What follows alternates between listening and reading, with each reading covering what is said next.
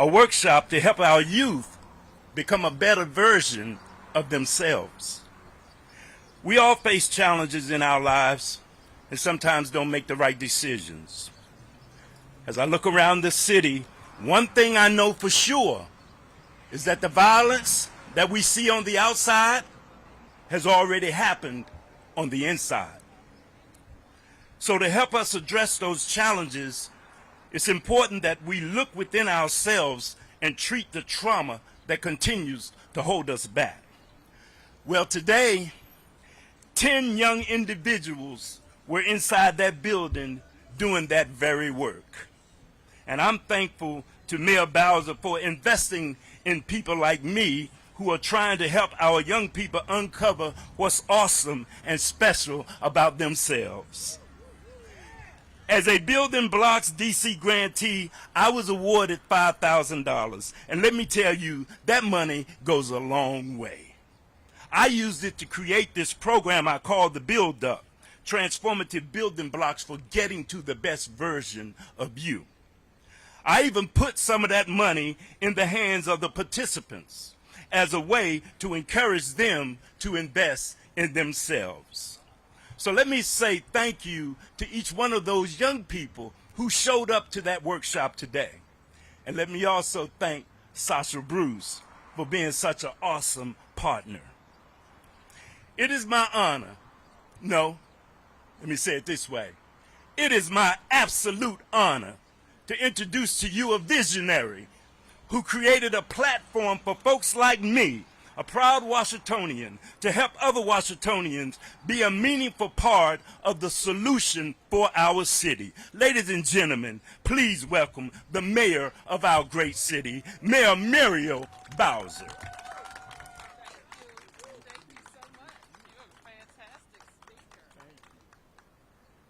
Let's give Mr. Miller a big round of applause. And it is wonderful to be here in Ward 5. Wonderful to be with Sasha Bruce, as we have been many times before talking about investments in young people and how to pour into young people, how to keep them safe and thriving. I'm happy to be here with members of my public safety team who are focused on young people and the building blocks that will help them thrive in Washington, D.C. So I want to thank all of the people who are participating today. I especially want to acknowledge Linda Harllee Harper, who is the director of the Office on Gun Violence Prevention. I was thinking back about Linda in this big role that she has taken on in all the years that I have known Linda. But I got to know her by standing at the front of an auditorium in Ward 4 where people were talking about various issues, and Linda was there to represent DYRS. And I thought when I saw her standing there in taking some tough questions, that this was a woman who leads with integrity and pours into children and makes sure that she is building relationships in the community. And that's why when I had the opportunity to appoint the first gun violence prevention director, even though she didn't say like she wanted to be it, I said, I know who should be it. And it was Linda Harllee Harper. So I am glad that she said yes, to, as she has for many years, to the children of D.C. And so Mr. Miller described his work and what Building Blocks grants can mean to people who are in the community, have the respect of the community, want to make partnerships, and just want to do the work. Earlier this month, we launched 202 for Peace, and you have probably seen people all over D.C. in all neighborhoods in orange shirts, really promoting and asking the community to be involved in a specific but also organic way to just say, I'm for peace. I want to help. I'm willing to walk down the middle of the street. Will you join us? And some of the best news that I got was as our volunteers and government workers were walking down the streets with orange shirts, people came out of their homes to join them. And so now they're going to be a part of 202 for Peace. We know that this pandemic has upended the lives of our young people and the safety net that has kept them safe. And we are all being very intentional about how to build that back up. In our most recent budget, I'm very proud that we invested more than $80 million in non-police interventions. We are dramatically expanding our recreation programming, including late-night parties, late-night pool parties, all-night recreation. We are expanding our trauma-informed mental health services and connecting more DC residents to workforce development and new housing opportunities. So what we can do with our Building Blocks mini grants is directly invest in people, find people in our community like Mr. Miller. You may be like Mr. Miller. I run into people all the time that say, I work with young people. I do this work. I do it out of my own pocket. And if you present an idea, it doesn't have to be fancy. It doesn't have to be a nonprofit. If you present an idea to Linda, she can set you in the right direction to figure out how you can too be supported by Building Blocks. We have now given over $1 million in these mini grants to our residents and community organizations to support mentoring, financial education programs, wellness events, community cleanups, you name it. If you have a good idea about connecting with young people, we want to hear about it. And so today we will be awarding 20 additional grants, $5,000 each, to residents who are ready to put their ideas into action.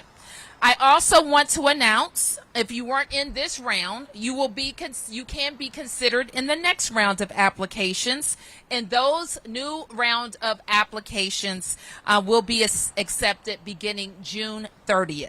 So now I just want to turn to Director Harllee Harper, who will talk more about our grantees. Linda.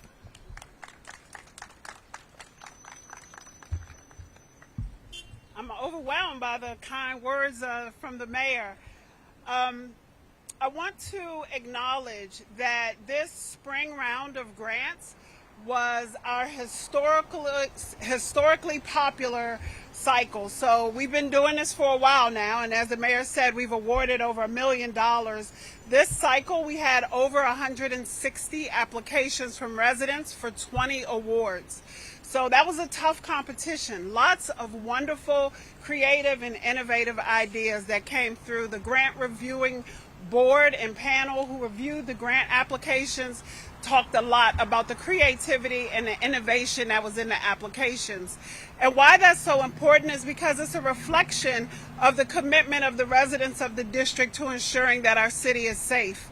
We know that the government can't do it all, but we are happy to have this grants program that's able to support the ideas from our residents who know what our communities need to be safe. And so I want to thank all of the applicants.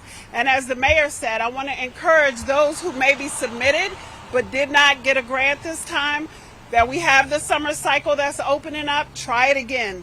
And we work with Progressive Life Center. They are our partner. And part of the process of the grants is teaching residents how to apply for grants and what the process looks like. So hang in there with Progressive Life, attend the technical assistance sessions because they are educating our residents about how to be successful grant applicants.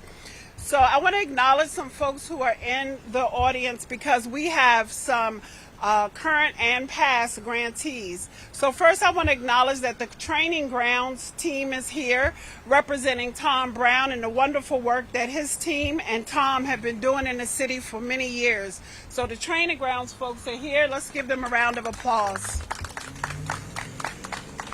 I also want to acknowledge Robin Timmy, who comes from Rock Now, and she has been running a life skills program in the community that is wildly popular, and we are very glad to have her as a grantee. And we already heard from Thandor, and I'm going to turn it over to Yay in 1 second. And we have Dr. Maurice Majid here from Yay, who is also a past large grantee winner, and they can talk about their work in the community, which has been absolutely phenomenal. So with that, I also want to add that we have in the audience Rosalind Stiles and Dottie Wade from Jobs Not Guns. And I'm so excited to share that we're going to have our third Jobs Not Guns job fair that is focused on hiring persons who have a criminal background, who have court involvement, who have been told no before. And at this job fair, you know, coming in the door that people are going to be willing to give you an opportunity to try to get the employment, and they already know some of the challenges that you face and are willing to give opportunities anyway. So we have that coming up soon, and you'll hear more about Jobs Not Guns shortly. So let me go over the winners for the grantees. First, we have Best Kids Against Guns and Violence. They're going to host a 4-week summer program in Ward 8 for youth to address gun violence and its effects on the community. Breathing for Change to offer 6-week wellness sessions in Ward 8, including yoga and mindfulness. Carriers, the Exit Plan Phase 2, to work with youth in Ward 5 on a project that allows them to give voice to how gun violence in their community has affected them and what they believe are some solutions to the problem. Clean DC with Meaning. They're going to host block cleanings in Ward 7. From the Streets to Wall Street, to work with youth to provide financial education and travel to New York City to visit the New York City Stock Exchange. East End Market, for a program that will teach pro-social behaviors and entrepreneurship in Ward 7. Garden Tools, Not Guns at the Garden of Eden, to provide young adults in Ward 8 with job development and life skills building. In Trap, We Trust, a young adult-led organization established by youth and young adults who have been involved in public systems due to trauma. Jobs Not Guns, I've already spoken about, overcoming barriers to employment. Saturday Strong 2.0 to host a 4-week mentoring program. Screening and discussion of Lorton, Prison of Terror, to host a screening and discussion in Ward 8 on the history and the documentary of Lorton. Stop the Violence Pledge, Celebrate Not Incarcerate, a project that will be held during the Juneteenth Foundation Freedom Reception Block Party in Ward 2.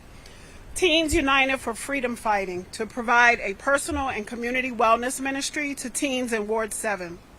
The Build Up, we've already heard about, but the Build Up, building blocks for getting to the best version of you, providing tools to help youth develop skills and apply life strategies that will become part of creating their best version of self. Under the Lights, Friday Tournament, to host a flag football league in Ward 8 that will be offered at no cost to 25 DC young people. Waterworks Community Day, to provide information on reducing homicides and shootings by establishing relationships in Ward 8. We Heal by We Fit DC, which we all know about We Fit DC, right? To combine community cleaning, yoga, and boxing activities over a 4-week period. Young Men of Valor and Excellence, providing a mentoring program in Ward 8.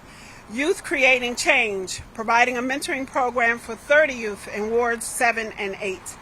And then the final awardee is Youth Entrepreneur Day, to provide entrepreneurship and financial literacy programming for youth in the district. And so as you see, these programs can touch a lot of people and a lot of residents in the district. I want to add on to what the mayor said and said that this summer cycle of grants that's opening up, we'll be awarding 35 grants. It'll be the final cycle for this fiscal year. And so for those who maybe applied and didn't get it, I encourage you to apply again. And for those of you all who may be intimidated by the process, if you walk through the process with Progressive Life, they will help you to prepare your very simple application. And we've created a really simplified application process to allow residents the ability to access the government funding that has been made available by Mayor Bowser for this grant program.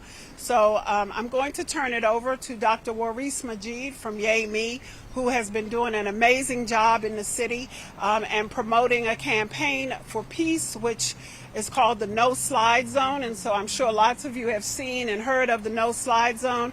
Dr. Waris Majid, I'm going to turn it over to you. Thank you. I'm a little taller than her, but I'm not going to move this. First of all, I want to say thank you to Director Harllee Harper. She answers her phone all the time, and I have a lot of questions. So I want to thank you for that. Definitely want to thank our mayor. Your investment in the city, and your investment in our communities. We could not do this without you.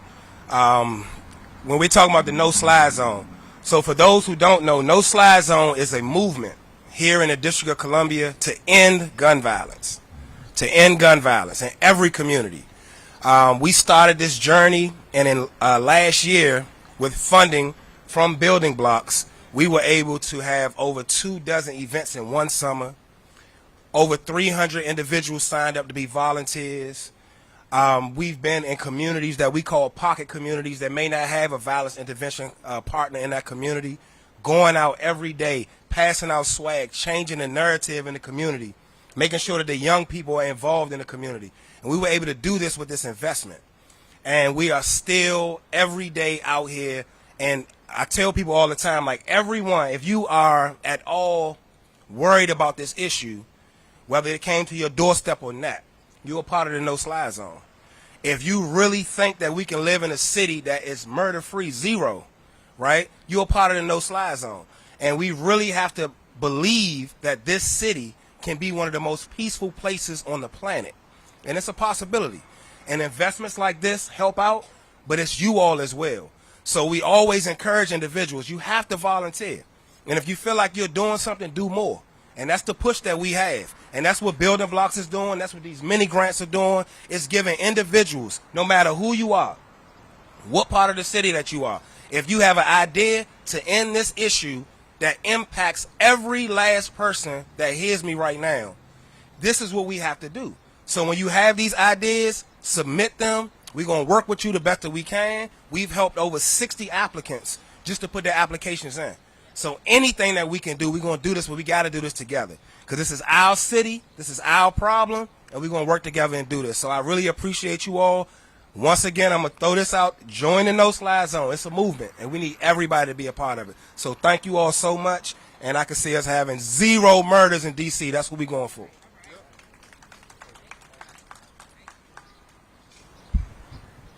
I like the statement. If you think you're doing something, do more. And I think that applies to all of us. If we think we're doing something, let's do more. So thank you to everybody who participated, who will participate in the next round. We have $100,000 in many grants that were awarded. And you've heard some examples of leaders who are already working to make a difference in our lives. So stay tuned for June 30th. Okay, I'll take a few questions because it's super hot. Mayor, it's off topic, but nevertheless, one of your opponents, Robert White, released a poll yesterday in which he said that he was in a statistical tie with you, and I just like to know what your reaction is. I don't really comment on other people's polling. I'll say that, but if I wouldn't be releasing polls that showed that I was losing.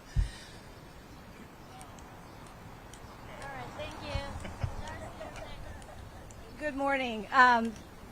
Right now, there are 2 active shooting scenes going on, not an active shooter, but there are 2 shootings going on in the district right now that police are responding to, separate incidents.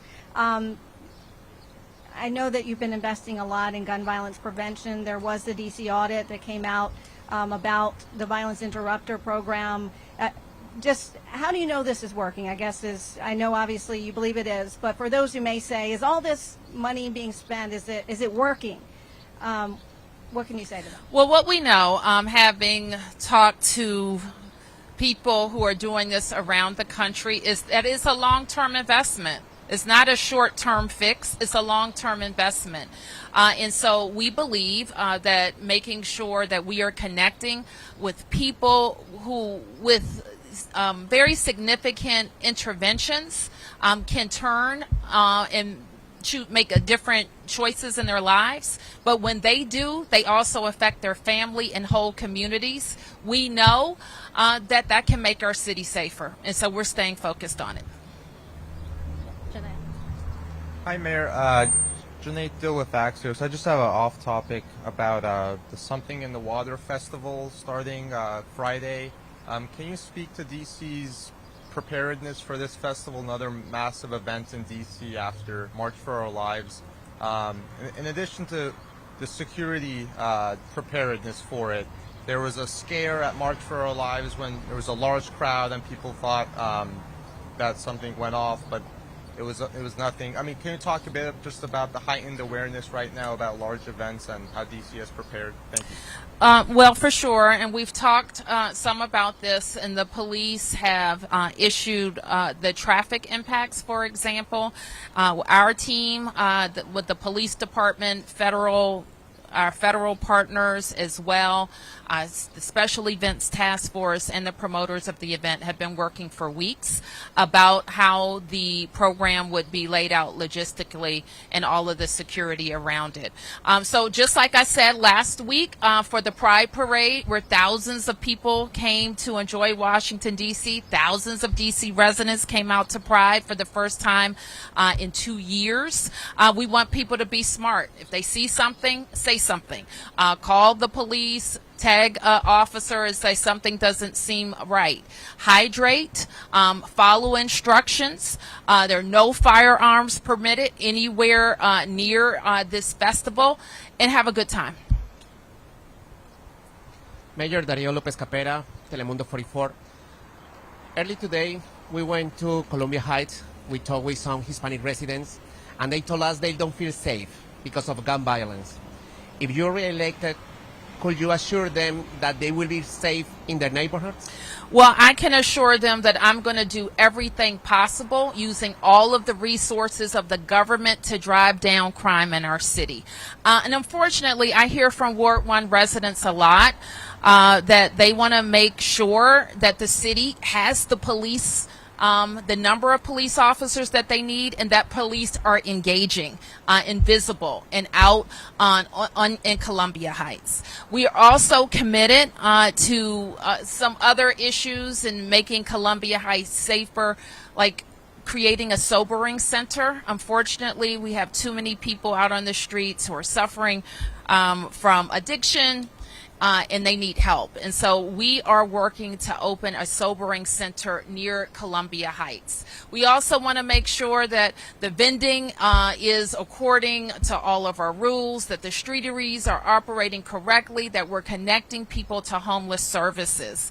And not only will Columbia Heights be safer with all of those investments, it's going to feel safer. Mayor, two questions. The first, How'd I do, Commissioner, from Ward 1? I heard from her, too. very quickly, we are expecting an announcement tomorrow from FIFA about whether or not the DC-Baltimore region is expected to get some part of the World Cup in 2026. Have you heard anything on that front? And can you say anything about that now? And if not, do you still want to have it in the area? I do want to have it. I can't say, and I'm looking forward to their announcement as well. You can't say if you've heard any. Have you heard from them, or you can't? I don't know.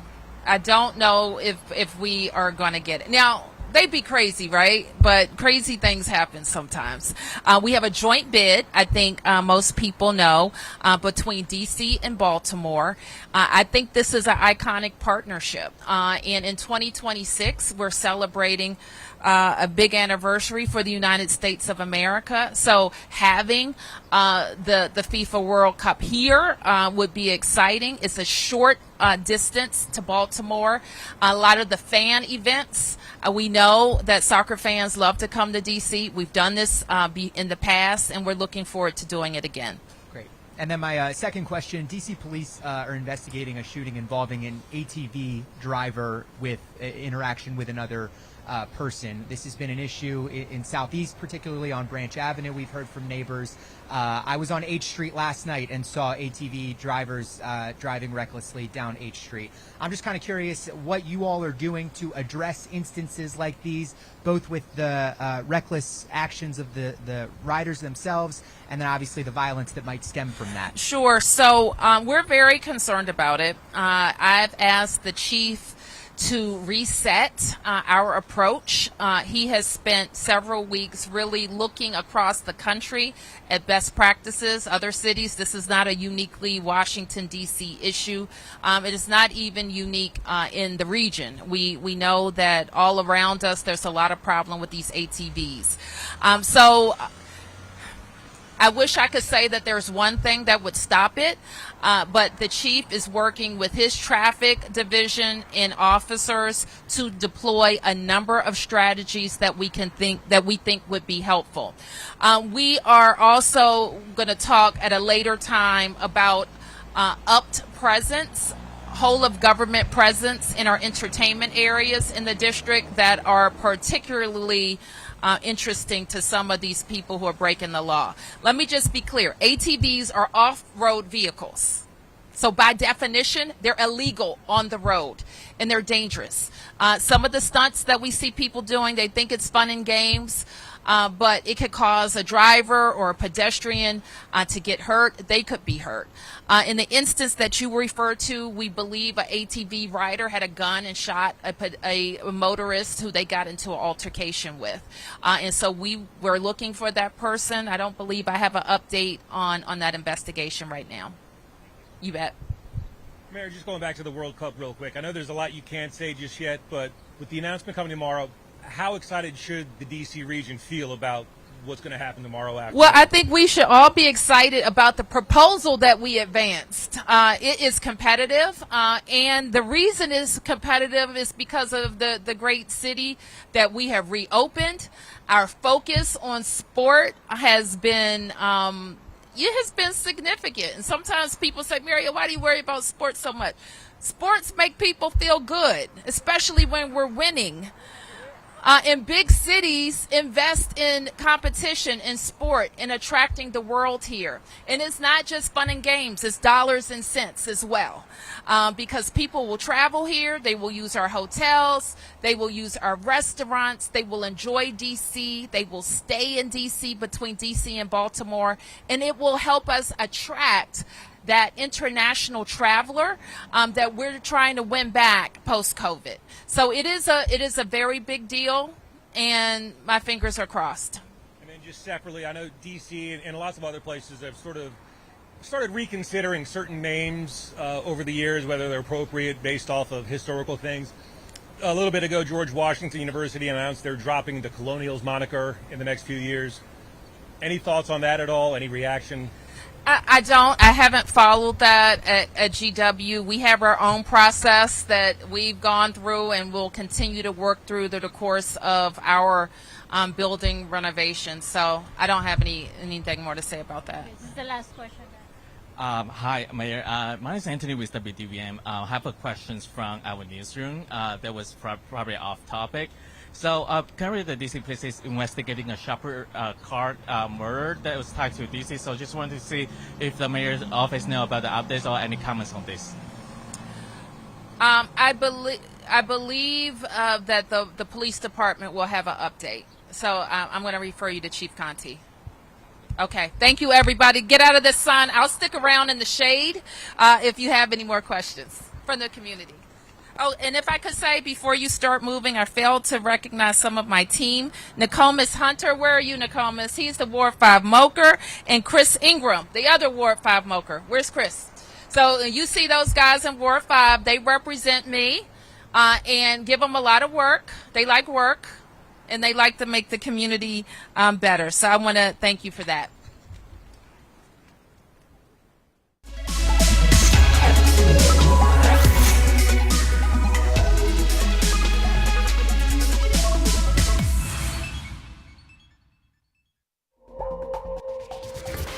We now return to our previously scheduled program, already in progress.